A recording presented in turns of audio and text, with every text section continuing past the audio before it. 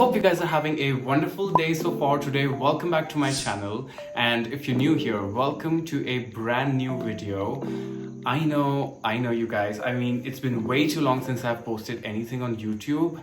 I mean, you guys must be thinking that, I've been abducted by aliens or something, or maybe like stuck in a time loop. But honestly, I've just been keeping super busy with life stuff, the usual.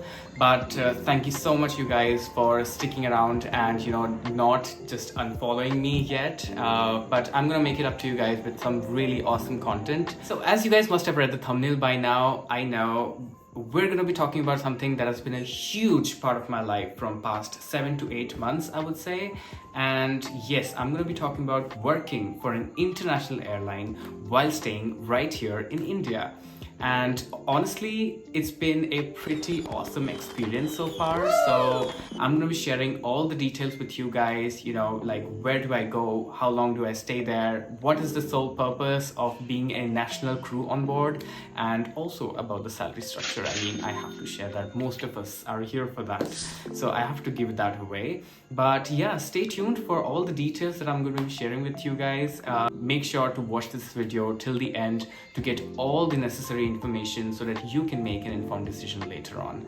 Alright, so start with the basics. I am working for a UK-based airline called Virgin Atlantic, and it's been almost 8 months that I'm working with them, and let me tell you, it's been such a refreshing change for me, you guys. And for those of you who do not know, I used to fly for SpiceJet.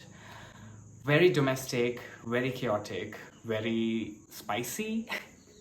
But this, I mean, completely different, I must say. So picture this, international flights, lovely layover, and I get to come back home to my family within like a day or two. I mean, what's not to love about it? I fly only to London from India, and yes, so I stay there for like a day or two, I would say, and then I'm back onto the flight back to India. Honestly, it's super chill, short, sweet trip, and I do this about 3 to 4, sometimes 5 times in a month, if it's like a very busy month or something, and sometimes even 2 when I'm feeling too fancy.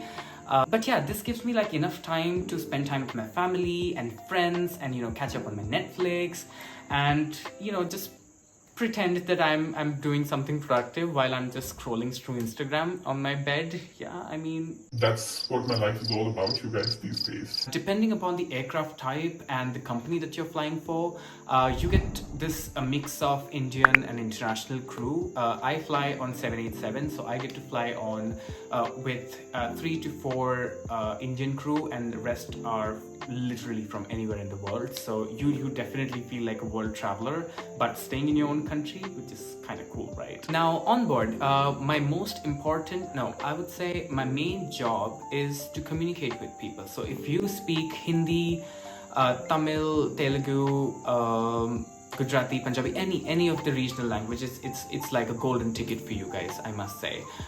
You're basically like a bridge between international cabin crew and the people who do not necessarily speak English, or sometimes accents can be very tricky to understand, even for me these days. I mean, so yeah, you basically act like a bridge between the two.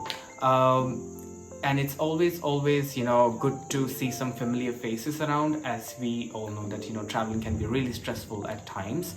So you're basically making everybody's experience better by just knowing how to communicate with them, and honestly, it's just so rewarding. A quick tip I would like to give you guys is that your Hindi reading and speaking skills has to be on point, because guess who's making the announcements?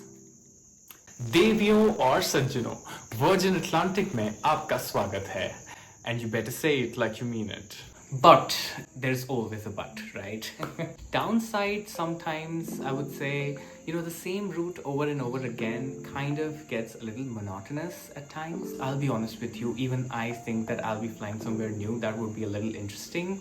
But hey, if you're somebody who likes to stay in India and want to stay with your family, this gig is like your dream come true. I mean, you get to work for a top-tier international airline and still get to go home.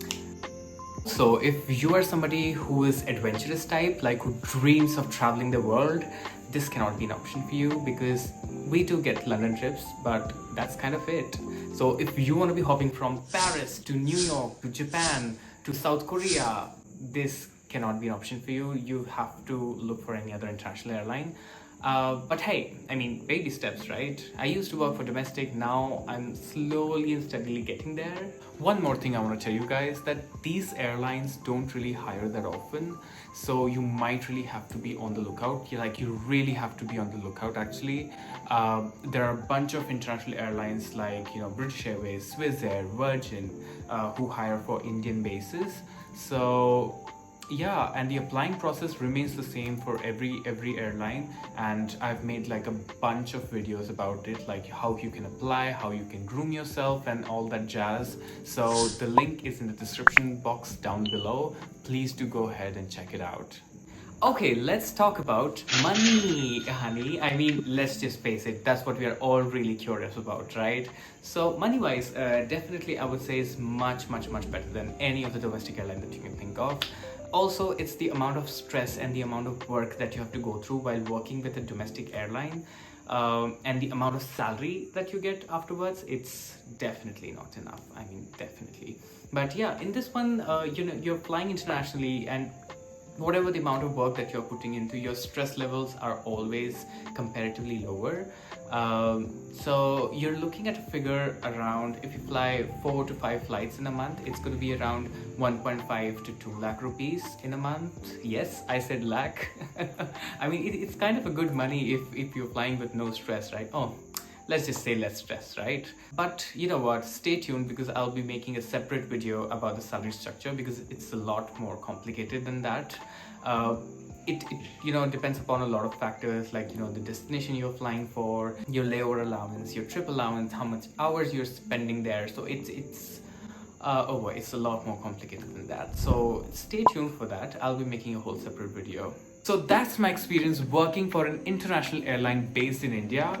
I hope this video gives you a little, insight of what it's like. And if you're somebody who's looking for this career path, then I hope this helps you. If you do like this video and got some useful info, please go ahead, give this video a big thumbs up and share it with your friend whom you might think, find this helpful.